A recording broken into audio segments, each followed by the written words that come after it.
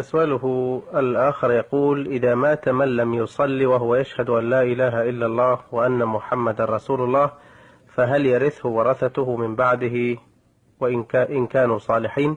وهل ميراثهم حلالا؟ وهل تجوز الصلاة عليه؟ وهل تتبع جنازته؟ أفيدونا أفادكم الله.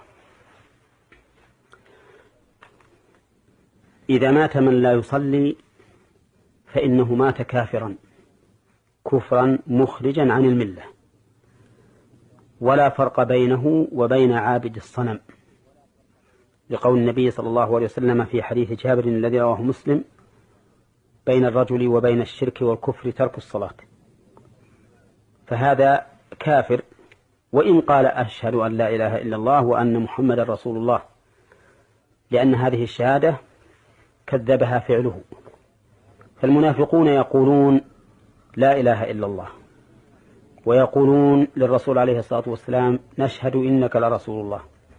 ومع ذلك فقد كذبهم الله تعالى في هذا، لأنهم لم ينقادوا لأمر الله ورسوله ولم يطمئنوا لذلك. إذن فمن مات وهو لا يصلي حرم تغسيله وتكفينه والصلاة عليه ودفنه في مقابر المسلمين، وحرم الدعاء له بالرحمة والمغفرة، لأنه من أهل النار، ولا يجوز لأحد أن يدعو بالمغفرة والرحمة لمن مات على الكفر.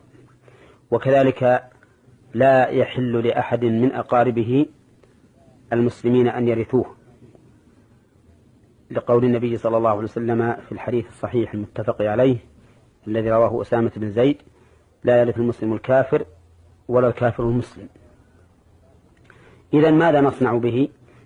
نحمله إلى خارج البلد ونحفر له حفرة ونرمسه فيها بدون تغسيل ولا تكفين ولا صلاة.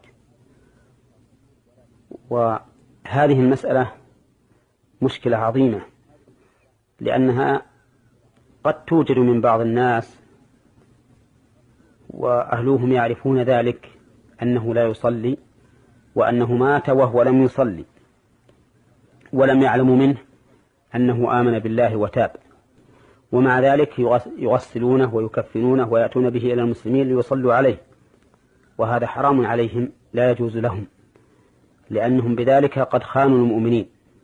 فإن المؤمنين إذا لو علموا أنه لا يصلي ما صلوا عليه، وهؤلاء قدموه للمؤمنين يصلون عليه.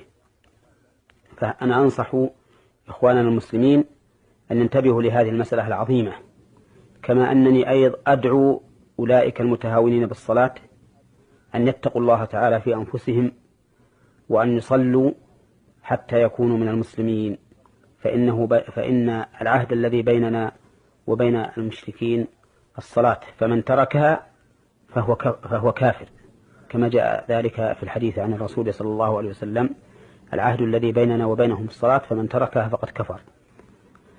نعم.